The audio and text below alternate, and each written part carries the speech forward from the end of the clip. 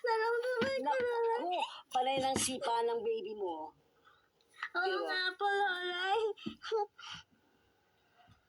Lolay, hindi po ba mabubutas yung tiyan ko kapag sumisipa sa... Ay, naku, hindi. Alam mo kasi, matibay ang tiyan nating mga babae. Kaya nga tayo ang nagbubuntis at hindi ang mga lalaki. Diba? Kahit sasalita pa sa Lolay, ba't ka natatawa? kasi po, naisip ko po, si Lolay buntis.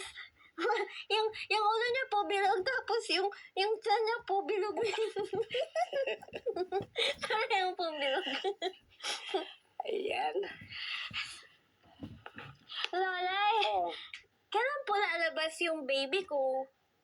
matagal pa. Matagal pa. Madaming tulog pa po.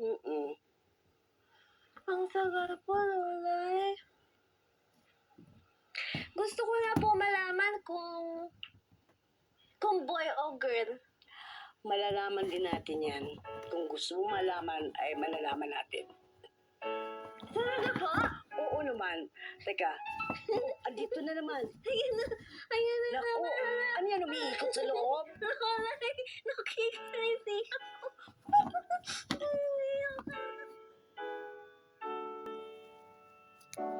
Ang lamig-lamig! Ang lamig-lamig, Lolay! Nakikirisi ako, Lolay! Guy, huwag ka malikot. Sige, hindi natin malalaman kung babae o lalaki ang baby mo.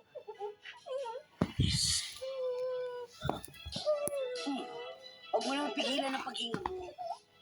Sabi ko, huwag ka lang malikot. Ano po yung baby ko? Girl? O boy? Babae ang baby mo, Tinay.